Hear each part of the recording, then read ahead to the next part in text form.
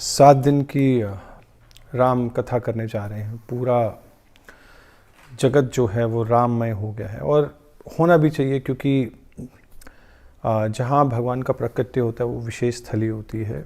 और इसी उपलक्ष्य में हम लोग आज से 7 दिन की राम कथा करने जा रहे हैं, जिसका शुभारंभ बालकांड से है। शास्त्र और आचार्य इस तरह से कहते हैं कि राम जो है परम ब्रह्म है और रामायण क्या है, वहाँ जाने का पासपोर्ट है आपका। तो जिसको भी भगवान के धाम वैकुंठ जाना है, साकेत धाम जाना है, तो वो रामायण पढ़ के ही जाया जा सकता है। और रामायण की जो प्रथम रचना है, आदि कवि जो है वाल्मीकि जी, उन्होंने इसकी रचना की है। और वाल्मीकि जी कौन है? वाल्मीकि जी जो है उन्होंने तपस्या की थी बहुत, और उन पर पूरे दीमक का पहाड़ बन गया था, वाल्मीकि का पहाड़। और जब ब्रह्मा जी आए, उनको आशीर्वाद दिया, तो वहाँ से उनका नाम पड़ा वाल्मीकि से वाल्मीकि। तो ये वाल्मीकि जी जो हैं, इन्होंने रामायण की जो है रचना की है।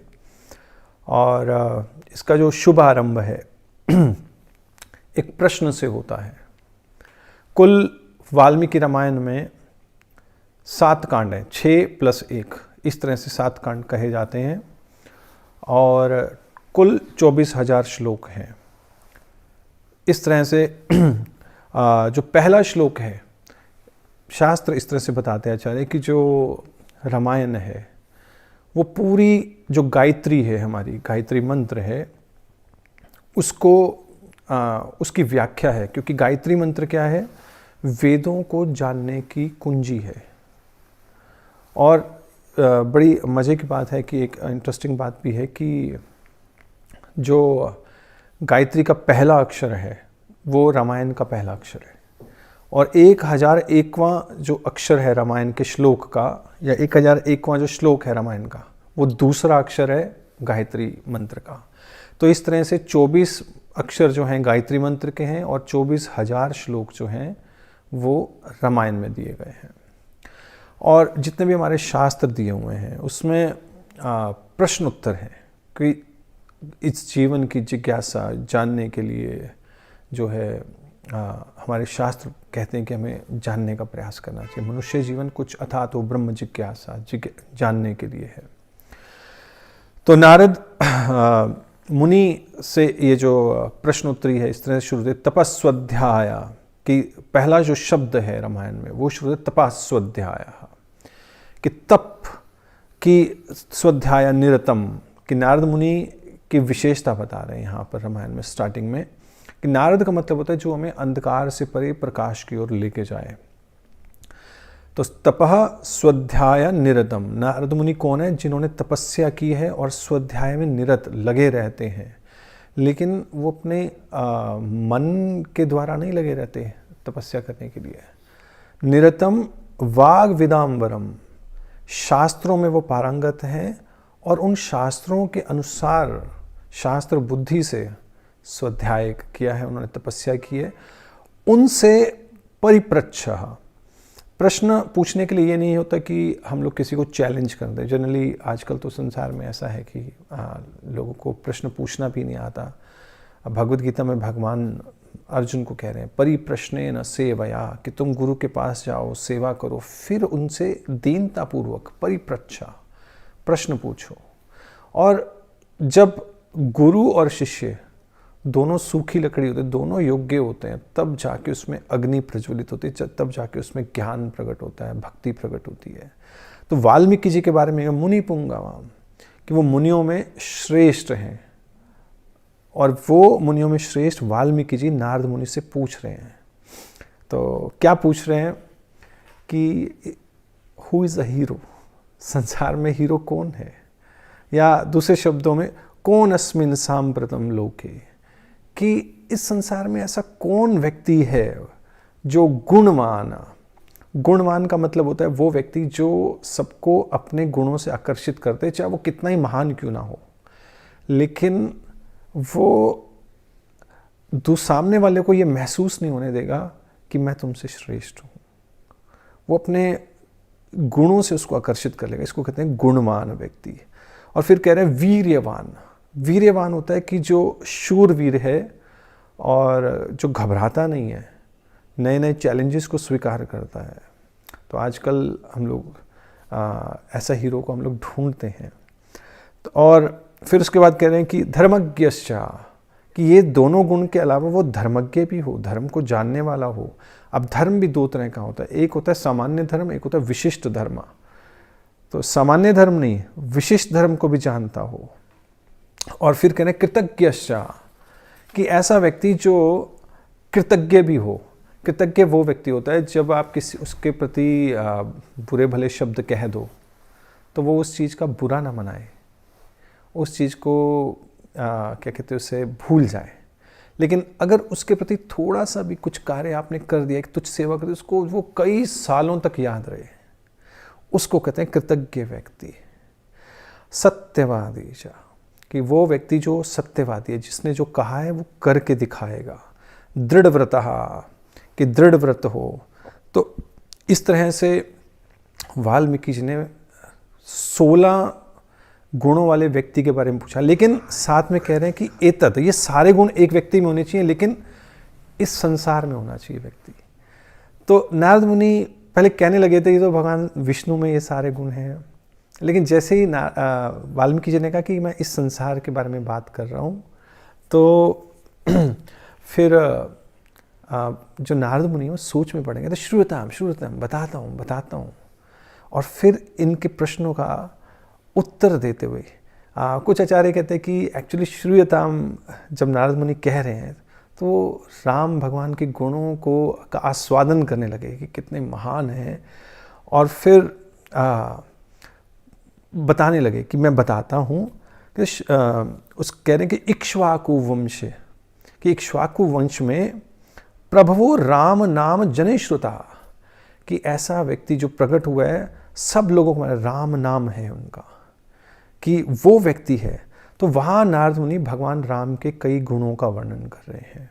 जैसे क्योंकि जो राम कथा है, रामायण है, तो हमें सबसे पहले राम भगवान के गुणों के बारे में कुछ जानना पड़ेगा, ये फिलॉसफिकल अंडरस्टैंडिंग जाननी पड़ेगी।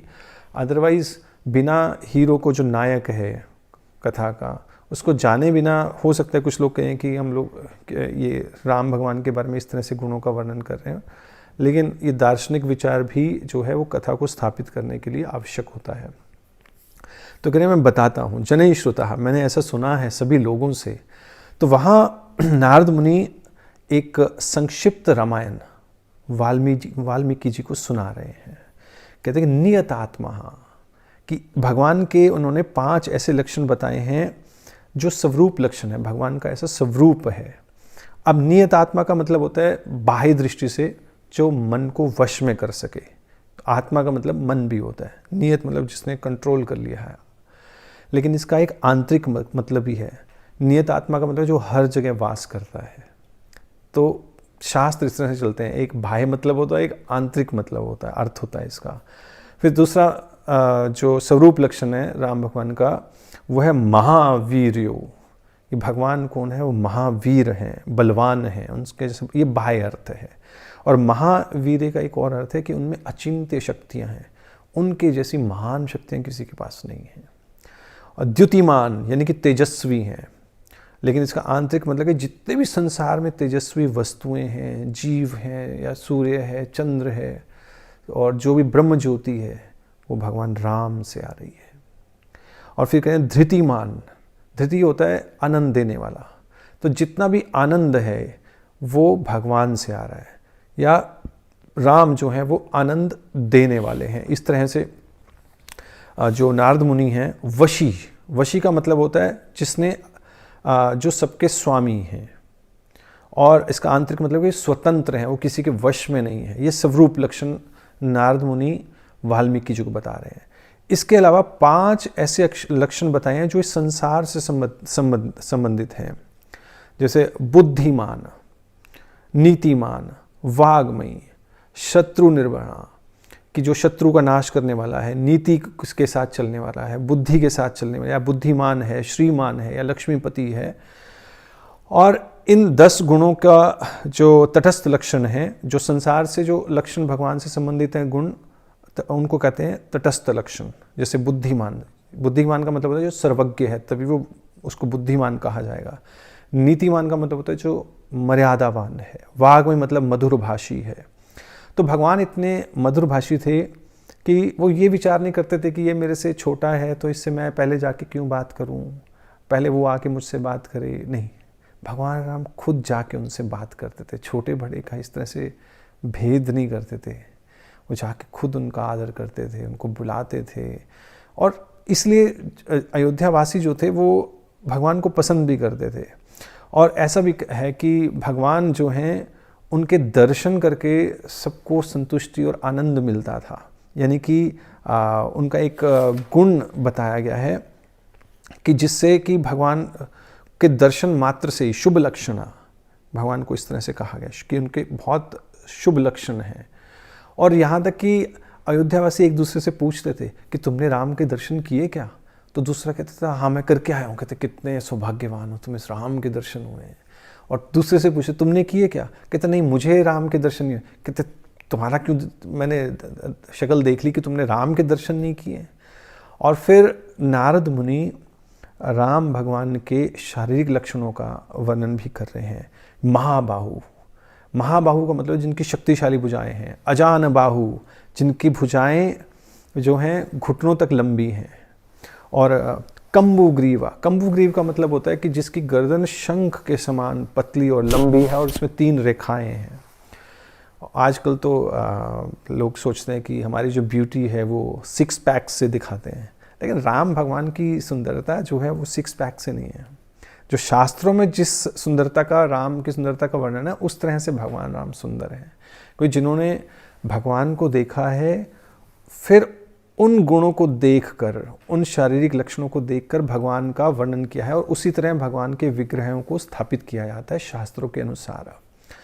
महाहनु, भगवान के जो गाल हैं वो उभरे हुए हैं। महेशवासः, कि उन्होंने धनुष लिया हुआ है। गूढ़ जनु, एक हमारी यहाँ कॉलर बोन होती है यहाँ पे, तो वो भरी हुई है उनकी।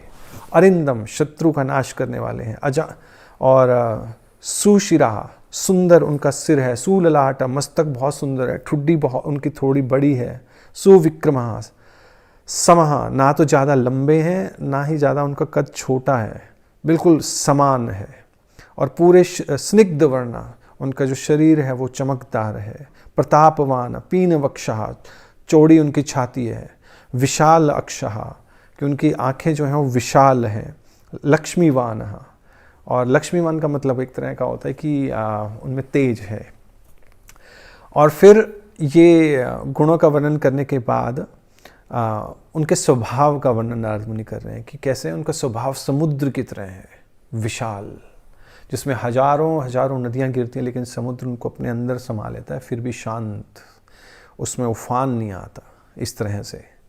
और हिमालय के समान जो हैं धैर्यवान हैं। और विष्णु के समान पराक्रम है। और चंद्रमा के समान शीतलता प्रदान करते हैं। कालअग्नि के समान उनका क्रोध है। और पृथ्वी के समान क्षमावान है। तो ये सारे जो वर्णन करने के बाद संक्षिप्त रामायण नारद मुनि जो हैं फलश्रुति की बात करते हैं कि अगर कोई ब्राह्मण रामायण को पढ़ेगा तो वो वेदों का ज्ञाता हो जाएगा। कोई क्षत्रिय पढ़ेगा तो उसमें पराक्रम आ जाएगा। कोई वैश्य पढ़ेगा तो उसके धन धान्य की वृद्धि होगी। इस तरह से नारद मुनि ने फलश्रुति का भी वर्णन जो है वाल्मीकि रामायण में करके चले गए। और ये करने के बाद वाल्मीकि जी जो हैं वो नारद मुनि की उन्होंने पूजा अर्चना की और उनका सत्कार करके, क्या कहते हैं, नारद मुनि चले गए सत्कार लेकर उनसे। और फिर ये संध्या का समय लगभग हो गया। वाल्मीकि जी अपने शिष्य भरद्वाज मुनि के साथ तमसा नदी में स्नान करने जा रहे हैं। और वहाँ पर नारद मुनि वाल्मीकि जी भरद्वाज मुनि कहते तमसा नदी का पानी देखो कितना निर्मल है और शीतल है, ऐसा लग रहा है कि जैसे किसी जो योगी हो उसकी तरह इसका निर्मल मन है, शांत बिल्कुल। और इस तरह से सुंदरता का जो है आस्वादन कर रहे हैं जंगल की और वन का। और तभी वहाँ पर उन्होंने 2 क्रौंच पंछी देखे। क्रौंच पंछी होता है जो टेढ़ा चलता है, चोंच थोड़ी लंबी होती है। क्रौंच पंछी जोड़ा था, एक मतलब एक नर पंछी था और एक मादा पंछी था। और ये आपस में प्रेम विलास कर रहे थे दोनों पंछी। और ये सब जो वाल्मीकि जी देख रहे हैं वहाँ पर। इतने में अचानक से एक तीर लगा और जो ये नर पंछी है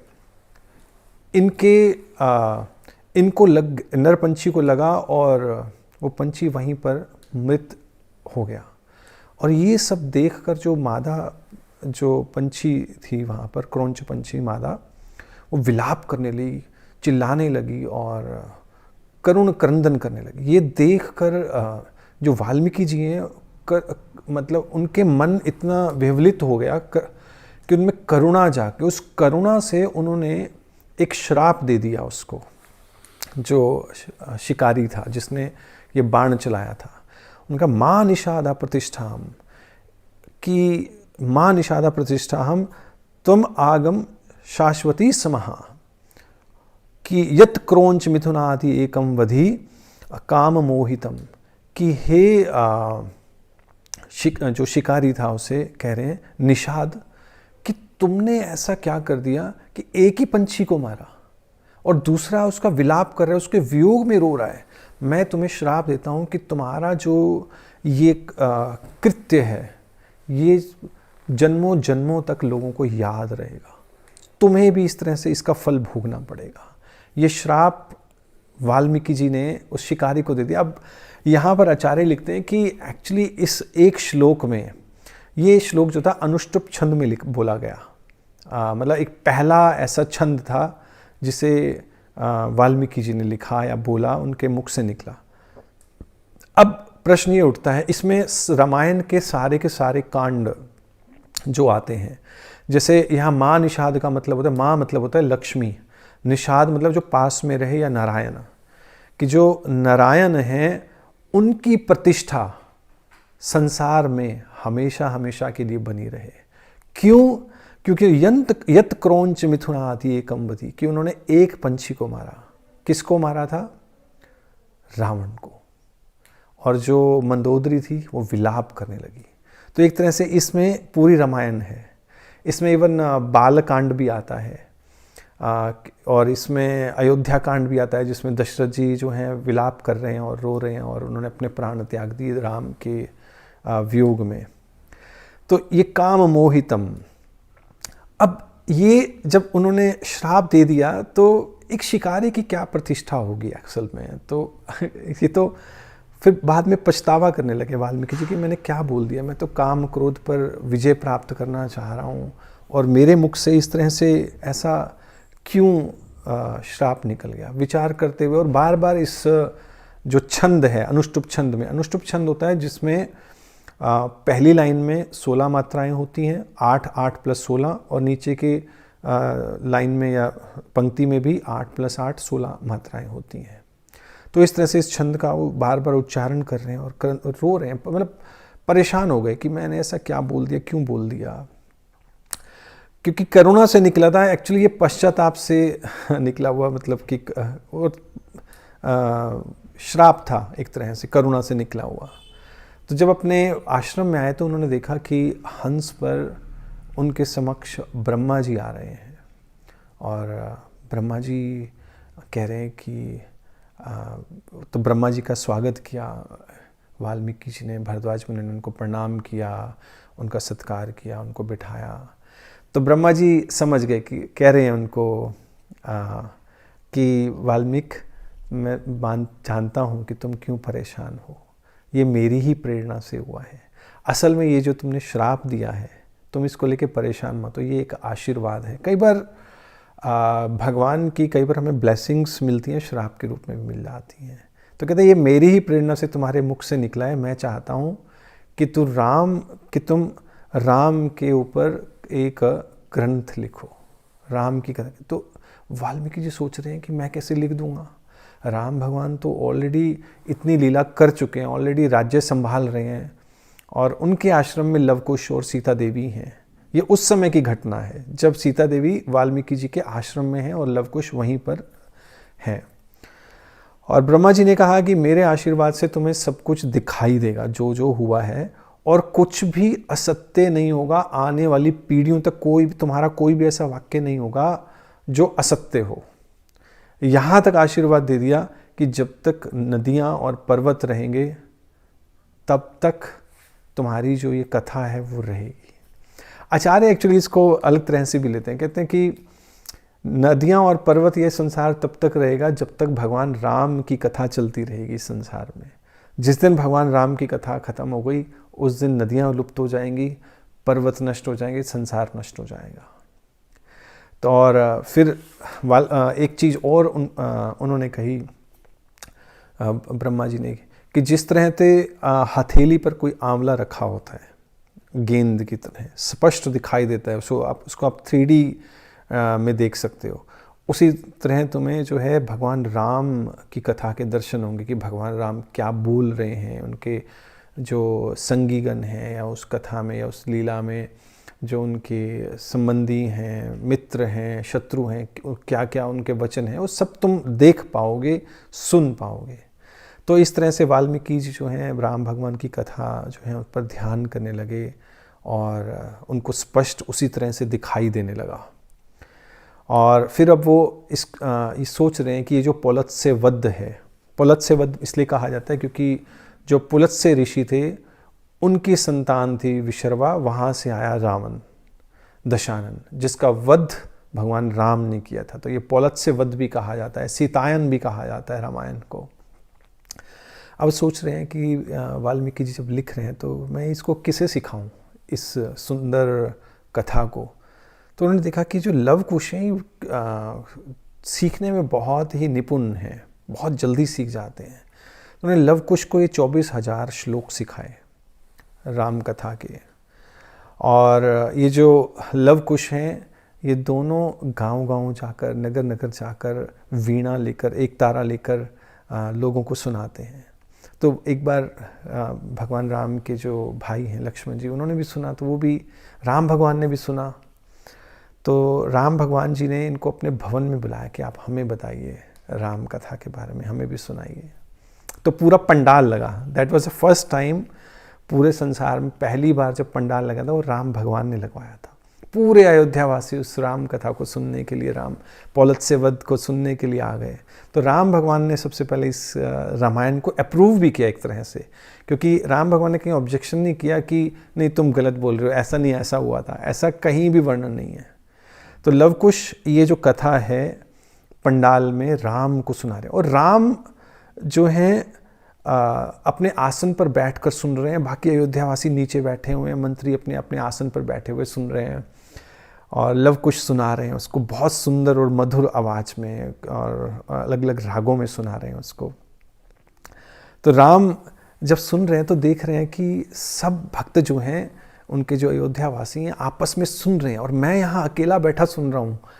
क्योंकि भगवद गीता में भगवान कह रहे हैं कि जो मेरे भक्त हैं वो आपस में मिलकर क्या करते हैं, मेरी कथा को गुणगान करते हैं। लेकिन भगवान राम कह रहे हैं मैं अकेले, मुझे मज़ा नहीं आ रहा, अच्छा नहीं लग रहा। और सब इतने ध्यान मग्न थे राम की कथा सुनकर कि किसी को पता ही नहीं लग रहा कि कहाँ बैठे हुए हैं। उनको लग रहा है कि हम लोग राम की लीला में पार्टिसिपेट कर रहे हैं। और राम भी क्या किया, राम भगवान भी उठकर नीचे चले गए, किसी को पता नहीं लगा। और राम भी उनके बीच में बैठकर लवकुश से राम अपनी ही कथा सुन रहे हैं।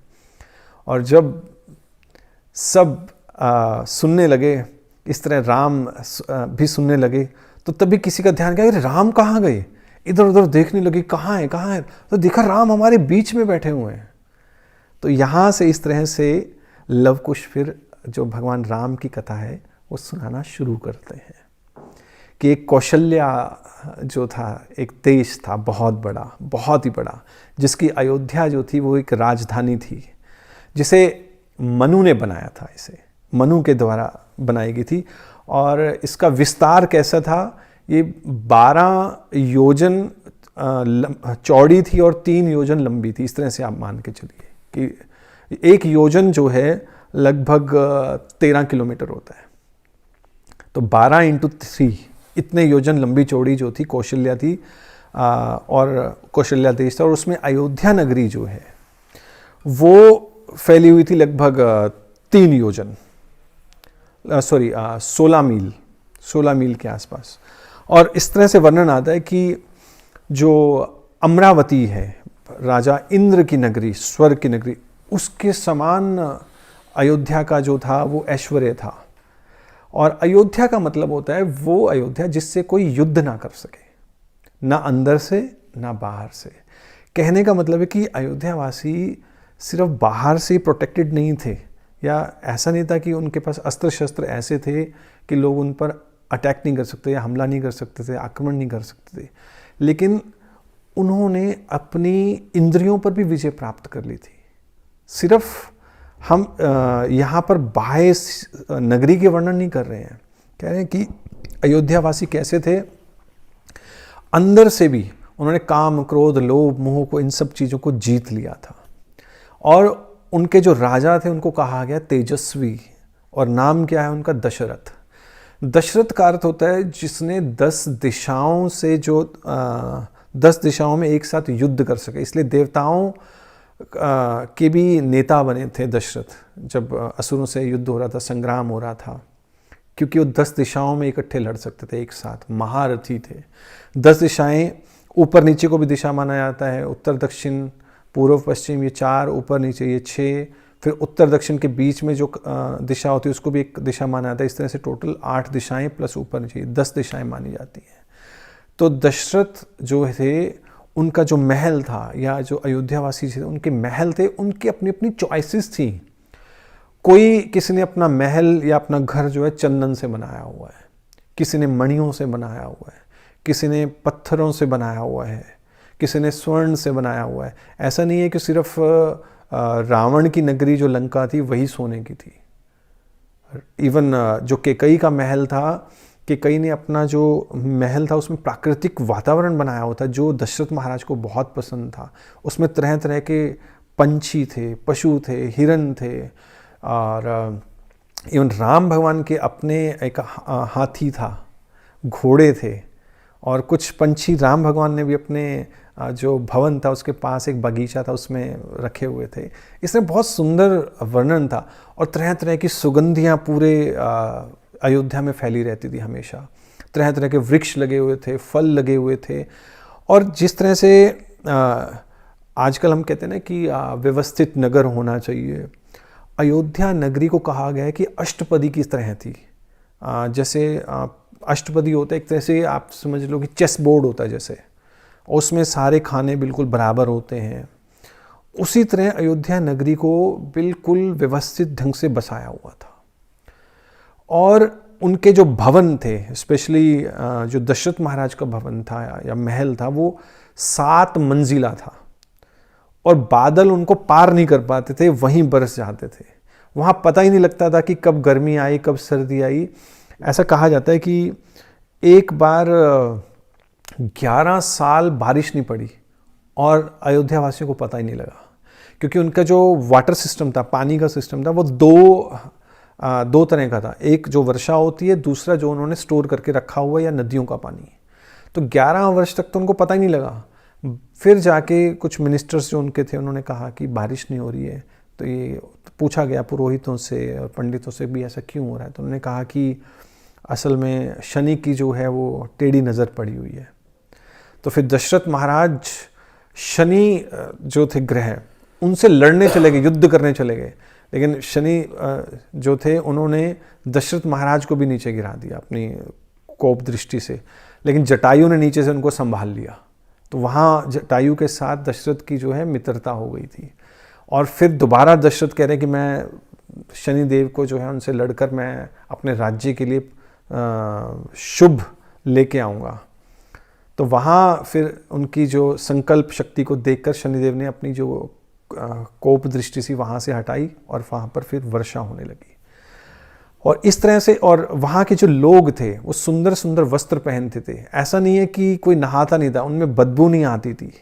ईर्ष्या रहित थे, सत्यवादी थे, कोई नास्तिक नहीं था, कोई गरीब नहीं था, कोई अनपढ़ नहीं था, सब पढ़े लिखे थे। और इसके अलावा वहाँ के जो योद्धा थे वो क्रूर योद्धा नहीं थे। एक्चुअली योद्धा दो तरह के होते हैं, मतलब जो जिनकी सेना का लोग लोहा मानते। एक होता है कि जो क्रूरता की हदें पार करते हैं, दूसरा होता है कि उन्होंने इतनी साधना कर ली, इतने डिसिप्लिन में, इतने अनुशासन में रहे कि वो इतने परफेक्ट हो गए, स्किलफुल हो गए, उनको लग रहा है कि मतलब नेचुरली उनका नैक आ जाता है उस चीज़ में, हथियार चलाने में। तो अयोध्या वासियों की जो सेना थी वो भी इतनी बलशाली थी।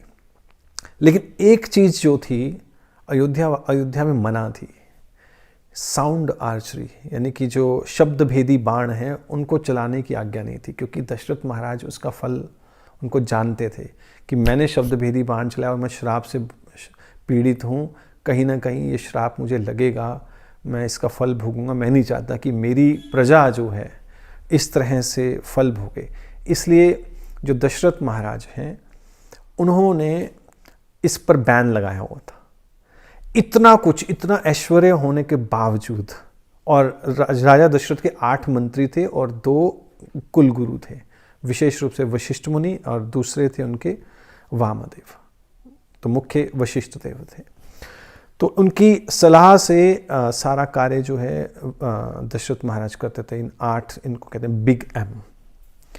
तो ये सब चल रहा था, लेकिन फिर भी जो राजा दशरथ हैं वो परेशान है, दुखी हैं। इतना ऐश्वर्य होने के बावजूद, इतनी रानियां हैं, इतना ऐश्वर्य है, प्रजा प्रेम करने वाली है, फिर भी एक चीज़ की जो थी वो कमी थी उनके बीच में, जिसको लेकर वो दुखी थे।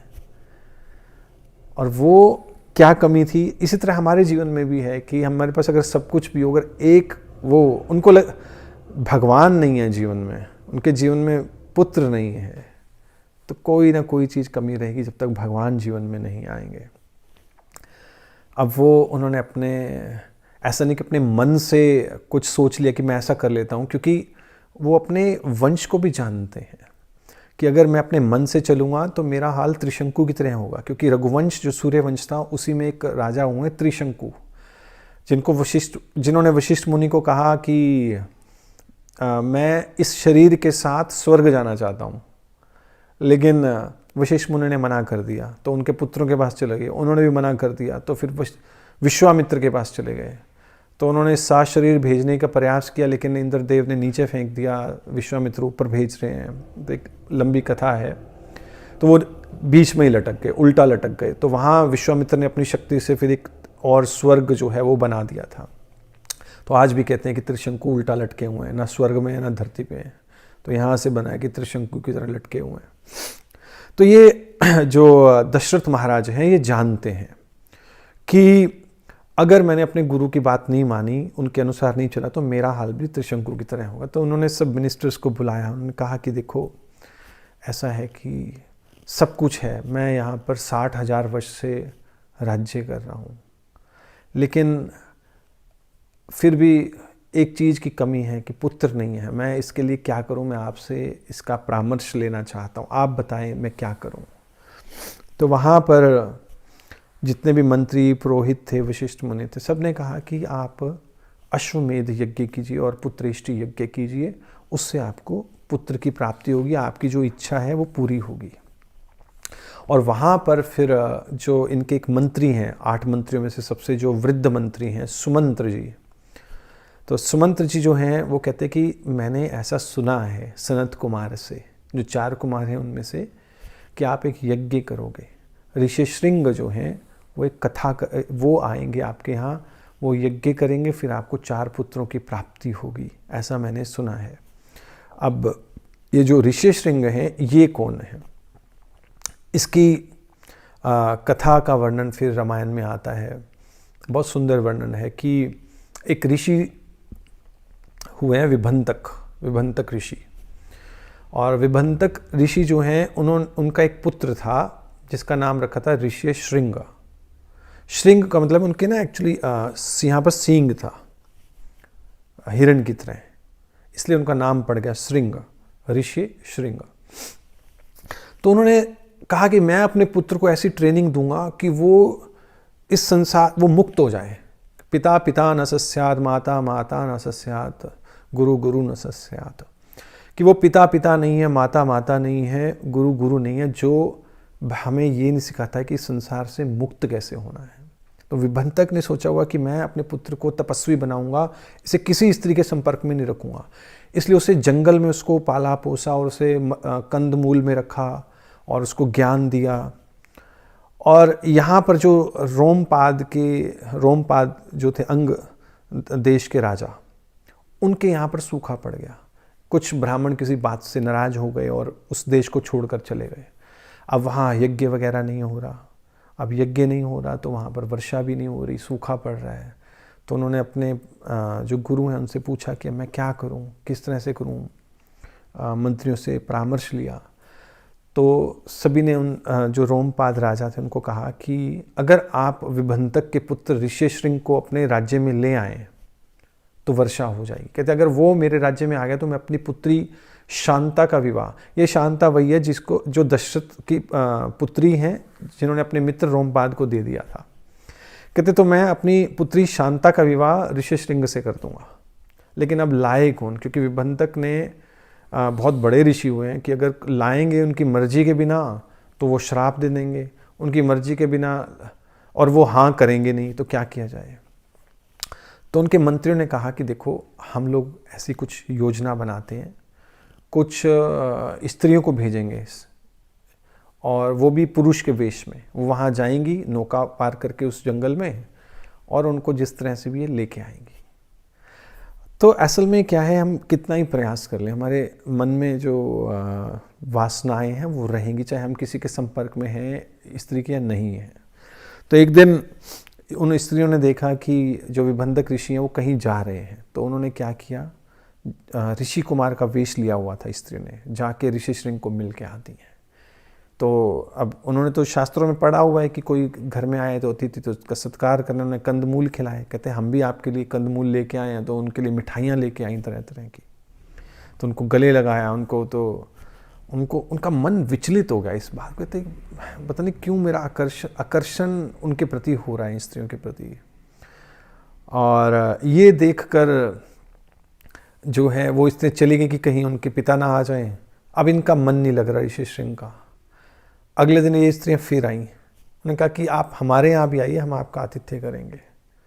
और ये फिर इनको नौका पे बिठाकर अंग देश में लेके आई। जैसे अंग देश में कदम रखा ऋष्यशृंग ने, वर्षा हो गई। तो एक तरह का उनका वहाँ पर ब्रह्मचर्य जो है वो भंग नहीं हुआ था, ऐसा आचार्य कहते, क्योंकि अगर उनका ब्रह्मचर्य भंग हो जाता वो ऋषि नहीं रहते तो वर्षा होनी नहीं थी।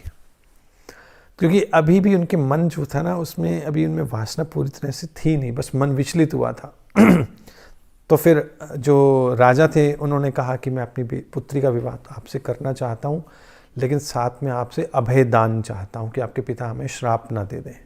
तो उन्होंने फिर अभय दान दिलवाया अपने पिता से, और अपनी रोमपाद राजा ने अपनी पुत्री शांता का विवाह ऋष्यशृंग से कर दिया।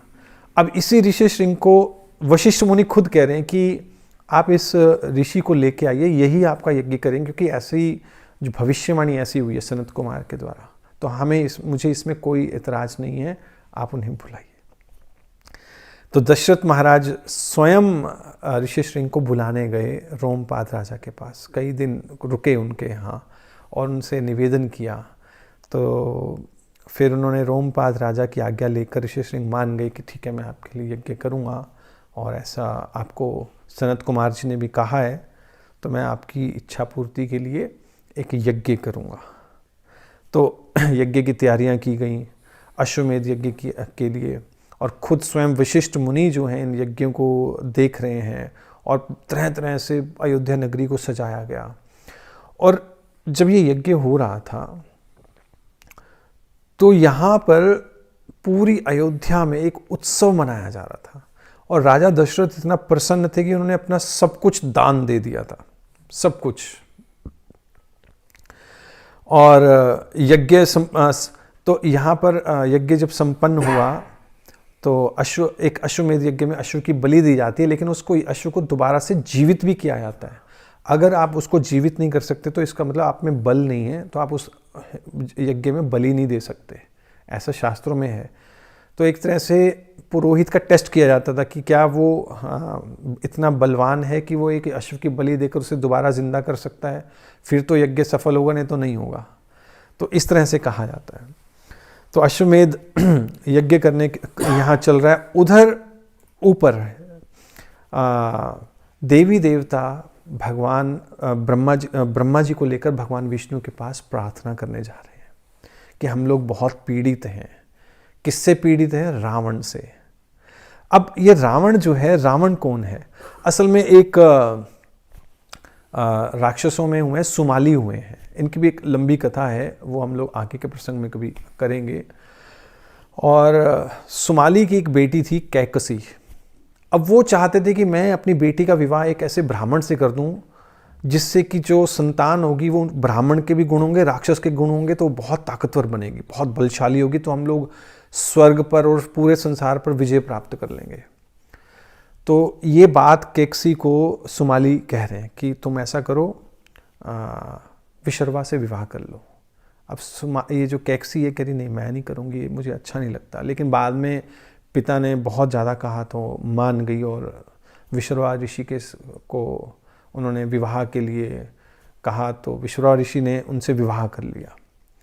अब यहाँ से जो सबसे पहले रावण पैदा हुए, जिनके 10 सिर थे, 20 भुजाएं थी।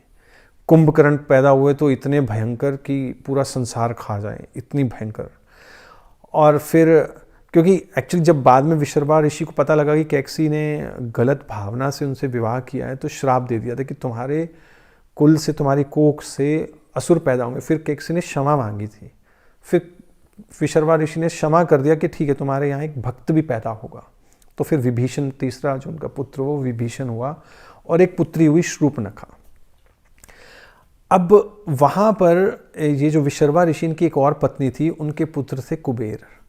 वो अपने पुष्पक विमान पर अपने पिता विशर्वा को मिलने आते थे।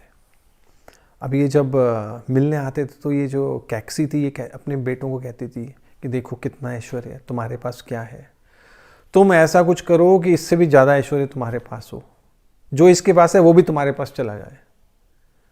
तो उनको तपस्या के लिए प्रोत्साहित किया कैकसी ने। तो ये चारों तपस्या करने चले गए। रावण ने एक एक करके सारे अपने सिर जो हैं वो दे दिए। लास्ट सिर जो बचा था 10वां, वो भी देने लगे। तो फिर ब्रह्मा जी प्रकट हो गए और उसने कहा मैं अमर बनना चाहता हूँ। ब्रह्मा जी ने कहा कि अमर तो मैं भी नहीं हूँ, तो मैं कहाँ से अमर बना सकता हूँ। तो वहाँ पर थोड़ी सी बुद्धि जो थी ब्रह्मा जी ने घुमा दी रावण की। तो उन्होंने कहा कि मैं इससे नहीं मरूँ, उससे नहीं मरूँ, सिर्फ वानर और मानव, इन दोनों को छोड़कर उन्होंने सब मांग लिया और मुझे कोई नहीं मार सकता। और कुंभकर्ण की जब बारी आई वर मांगने की, तो वो कहना चाह रहा था कि जो इंद्र नित्यत्वाम, कि मैं नित्य रहूं, उसकी जगह नित्यत्वाम की जगह सरस्वती ने उसके मुख से निकलवा दिया निद्रत्वाम, कि हमेशा सोता रहूं। उन्होंने कहा नहीं मेरे से गलती हो गई, मैं कह रहा हूं कि मैं इंद्रासन, मुझे इंद्रासन चाहिए, ये कहना चाहता हूँ। लेकिन इंद्रासन की जगह फिर उनके मुख से निकल गया निद्रासन, कि मैं निद्रा सोता रहूँ। क्योंकि देवी देवता कह रहे थे कि ये पहले इतना खतरनाक है, इतना भयंकर है, पूरी सृष्टि खा जाए, तो अगर इसको वरदान देते तो क्या करेगा। तो फिर उसने क्षमा मांगी। तो फिर ब्रह्मा जी ने कहा ठीक है, तुम 6 महीने तक सोते रहोगे।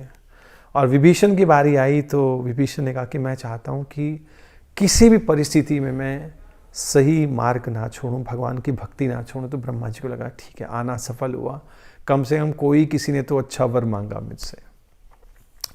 तो इस तरह से इसके आतंक से, रावण के आतंक से इतने प्रताड़ित थे देवी देवता, तो भगवान से प्रार्थना कर रहे हैं कि आप हमें बचाइए इससे। तो ऐसा कहा जाता है कि रावण इन सबको बंदी बना के रखा हुआ था, देवी देवताओं को। और फिर राम तो भगवान विष्णु ने कहा कि ठीक है, मैं दशरथ के यहाँ, क्योंकि यज्ञ हो रहा है, वहाँ प्रकट होऊंगा, आप लोग सब वानर के रूप में मेरी सहायता के लिए आप प्रकट हुई।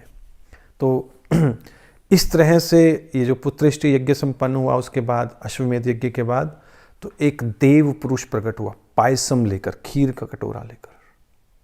उसने जैसे ही प्रकट हुए इतना देदीप्यमान लाल वस्त्र पहने हुए और उनका शरीर इतना दिव्य शरीर था।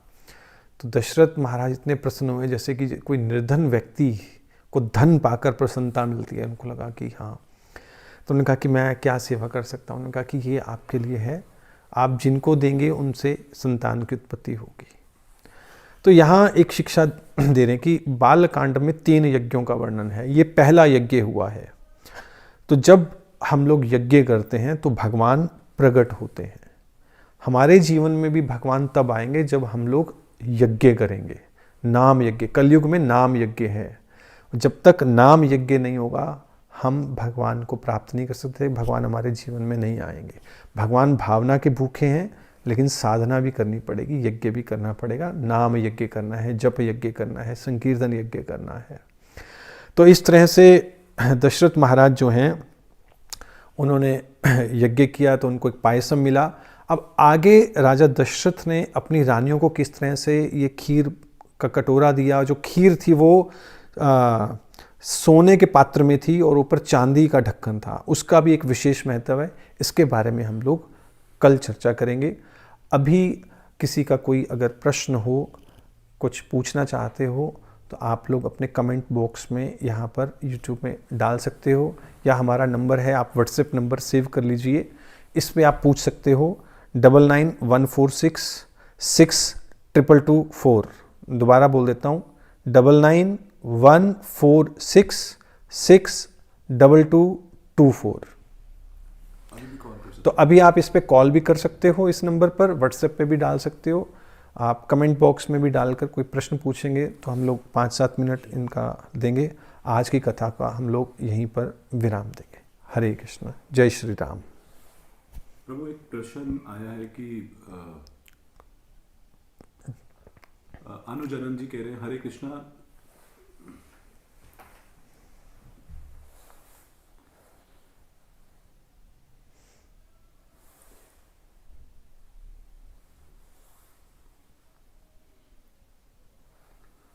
तो जी प्रश्न पूछ रहे हैं अनुजनन कि पढ़ के बता दीजिए।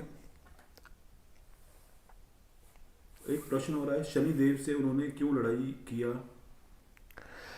और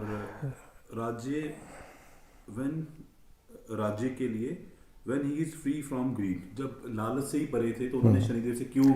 हाँ, असल में राजा दशरथ ने अपने लिए युद्ध नहीं किया शनिदेव से। उस समय जो संसार के राजा भी इतने ताकतवर थे कि वो ग्रहों से या देवताओं से भी लड़ सकते थे और देवताओं के बिहाफ पे भी लड़ते थे। तो शनि की जो थी टेढ़ी नज़र थी अयोध्या नगरी के ऊपर, और अयोध्यावासी परेशान हो रहे थे, प्रजा परेशान हो रही थी। अपने लिए परेशान नहीं हुए दशरथ, राजा दशरथ, वो अपनी प्रजा को अपने पुत्र के समान मानते थे, अपने बच्चों की तरह। तो उन पर कोई कष्ट आएगा तो माँ, जैसे एक पिता या माता जो है अपने बच्चों के लिए बड़ी से बड़ी मुसीबत से लड़ सकती है, उसी तरह राजा दशरथ अपनी प्रजा के लिए लड़ रहे हैं, देवी देवताओं से भी, कि मेरी प्रजा को कुछ ना हो जाए। लालच से नहीं लड़ रहे। अगर लालच होती तो यहाँ पर जब यज्ञ हो रहा था, राजा दशरथ ने सारा धन दे दिया था, निर्धन हो गए थे। लेकिन वहाँ पर सारे जितने भी लोग लेने आए, जिनको उन्होंने धन दिया, उन्होंने कहा हमें जितना चाहिए हम उतना लेंगे, आपसे ज़्यादा नहीं लेंगे, आप अपने पास रखिए। तो उनको धन लौटा दिया था यज्ञ के समय। राजा दशरथ लालची नहीं थे। प्रभु, सेकंड क्वेश्चन है अनुजनन का कि क्या ये सच है कि रामायण अभी भी किसी अदर पार्ट और यूनिवर्स में, ब्रह्मांड में हो रहा है? ऐसा शास्त्रों में वर्णन है कि हाँ। तो ये प्रश्न है कि क्या कहीं और भी राम कथा चल रही है, रामलीला, या राम भगवान कहीं और भी ऐसा कोई क्रीड़ा कर रहे हैं जो यहाँ पर इस धरती पे हो गई है? तो शास्त्रों में इस तरह से वर्णन है, राम भगवान जो हैं या जो भी भगवान लीलाएं करते हैं, वो एक यूनिवर्स से दूसरे यूनिवर्स ट्रेवल करती रहती है। जैसे सूर्य है, सूर्य अभी यहाँ पर अस्त हो चुका है, लेकिन इसी संसार में दूसरे कोने पे उदय हो चुका है। उसी तरह भगवान राम की जो लीला है वो यहाँ से अस्त हो गई है बाह्य रूप से, आंतरिक रूप से तो अभी भी है, लेकिन किसी दूसरे यूनिवर्स में अभी शुरू हो गई है, फिर तीसरे यूनिवर्स में, फिर चौथे यूनिवर्स में। जैसे सूर्य की किरणें एक जगह से दूसरी जगह ट्रैवल करती रहती हैं। हमें लगता है कि सूर्य अस्त हो गया, लेकिन होता नहीं अस्त, लेकिन हमें ऐसा प्रतीत होता है। उसी तरह भगवान की लीला हमें लगता है कि आप प्रकट हो गई, लेकिन हुई नहीं है, वो यूनिवर्स के दूसरे कॉर्नर में चली गई है। तो और कोई प्रश्न? डॉक्टर ओम प्रकाश कांसल जी पूछ रहे हैं, why did Dasharatha give Shanta to Rompada? Rompad उनके मित्र थे, उन्होंने मांगा था कि मेरे भी कोई संतान नहीं है, आप मुझे अपनी पुत्री दे दो, मेरी इच्छा है कि मैं पुत्री को, तो राजा दशरथ ने इसलिए अपनी पुत्री दे दी। संजना गोगिया जी पूछ रहे हैं, खुद को परमात्मा के साथ कैसे जोड़ें?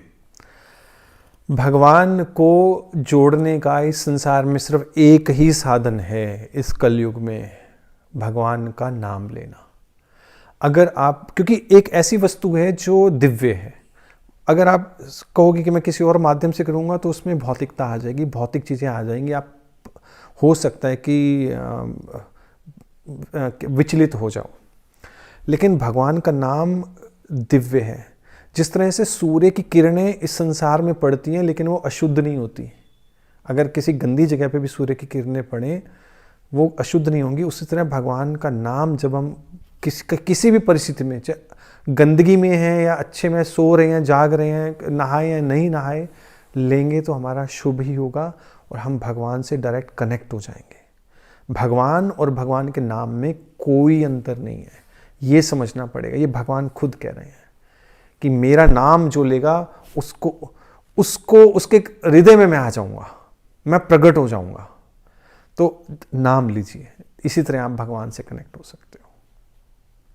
तो एक सीमा सिंगला माता जी का प्रश्न है कि सामान्य एंड विशिष्ट धर्म क्या है, अगर शॉर्ट में आप बताएं तो अधिक कृपा होगी। सामान्य धर्म है कि जैसा साधारण जो चीज़ें चल रही हैं सामान्य है। विशिष्ट धर्म होता है जब मुसीबत आ जाए, उस समय क्या करना चाहिए। या जैसे एक ऋषि थे, उन्होंने संकल्प लिया हुआ था कि मैं सत्य बोलूँगा, तो एक गाय ने उनकी शरण ले ली कि मुझे आप कसाईयों से बचा लो। ये विशिष्ट जगह हो गई, विशिष्ट स्थान हो गया। तो उनके पीछे कसाई दौड़ रहा था, उन्होंने कहा कि गाय कहाँ है, तो अब वो सोच रहे हैं कि मैं सत्य का संकल्प लिया, मैं बोल नहीं सकता। उस समय उनको गाय बचाने के लिए झूठ बोल देना चाहिए था। ये उनका विशिष्ट धर्म था। उन्होंने झूठ नहीं बोला, उन्होंने इशारा कर दिया कि उधर है। ये पुराणों में आता है। अगले जन्म में उनका हाथ काट दिया गया क्योंकि उन्होंने इशारा कर दिया और उस गाय को कसाई ने काट दिया। तो इस तरह से ये विशिष्ट, या मान लो कोई मुसीबत में है या कोई क्या कहते हैं उसे, कैटास्ट्रॉफी आ गई या कुछ ऐसा कुछ मुसीबतें आ गई, उस समय हमें क्या करना चाहिए। तो भगवान राम ये सब जानते थे कि सामान्य धर्म क्या है, विशिष्ट धर्म क्या है। ओके।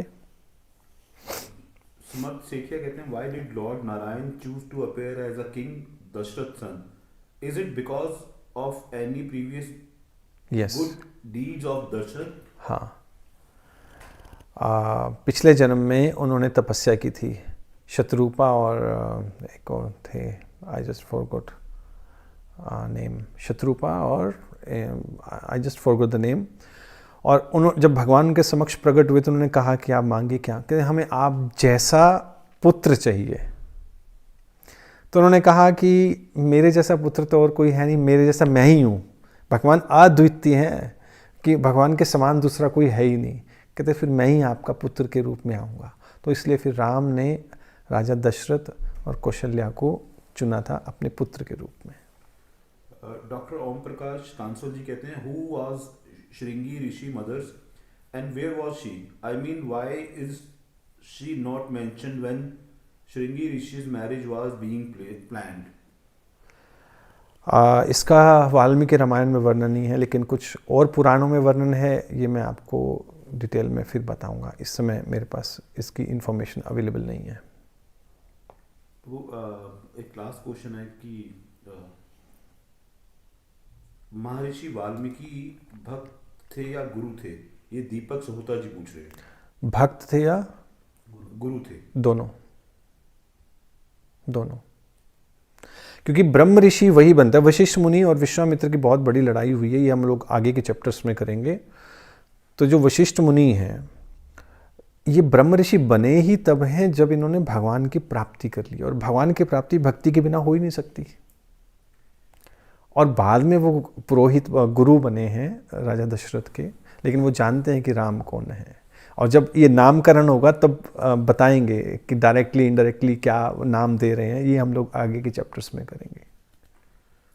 प्रभु सभी डिवोटीज धन्यवाद कर रहे हैं। लगभग 250 डिवोटीज अभी इस सेशन में जुड़े थे। कुछ डिवोटीज 600 डिवोटीज दूसरे लिंक पे चले गए थे, तो थोड़ा सा कंफ्यूजन हो गया। नेक्स्ट टाइम से हम लोग प्रयास करेंगे कि कोई इनकन्वीनियंस ना हो। Okay, thank you. जय श्री राम।